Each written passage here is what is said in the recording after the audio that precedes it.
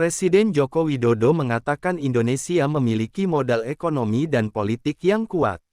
Ia pun optimis menghadapi 2024, seperti disampaikan pada Outlook Perekonomian Indonesia 2024 yang dipantau secara daring di kanal YouTube Sekretariat Presiden. Disebutkannya, sepanjang triwulan tahun 2023, ekonomi Indonesia masih tumbuh di kisaran 5%. Ini jauh lebih tinggi dari rata-rata global yang hanya tumbuh 2,9%. Kemudian, dia mengatakan, Indonesia juga mampu menjaga tingkat inflasi di angka 2,86% atau jauh di bawah rata-rata inflasi global yakni 7,2%. Kita tidak punya alasan untuk tidak optimis. Tahun 2024 saya namai tahun yang harus penuh dengan optimisme. Angka-angkanya tadi sudah disampaikan oleh Pak Menko Perekonomian. Mengapa? Ya, kita memiliki modal untuk optimis itu. Baik modal ekonomi maupun juga modal politik. Yang pertama, alasan ekonomi. Kita tahu di sepanjang triwulan tahun 2023, ekonomi Indonesia masih tumbuh di kisaran 5%.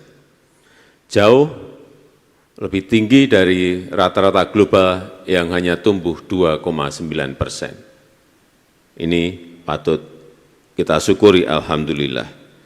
Juga inflasi, kita patut bersyukur bahwa kita mampu menjaga inflasi di angka 2,86%.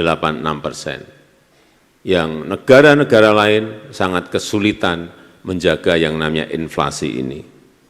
Jauh di bawah rata-rata inflasi global yang berkisar 7,2%. Kita di angka 2,86%. Indikator-indikator yang lain juga baik.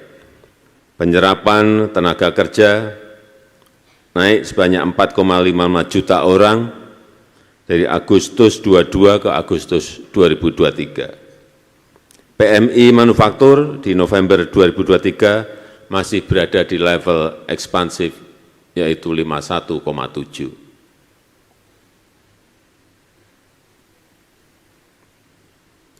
Neraca perdagangan masih surplus dan sudah surplus 43 bulan berturut-turut.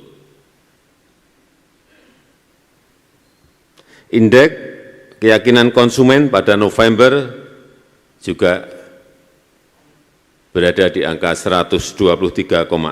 Artinya keyakinan kuat terhadap kondisi ekonomi kita. Ini kok diem semua. Optimis dong. Optimis. Harus optimis. Kok diem? Ada apa? Kita di sini menyampaikan optimisme, diem semuanya.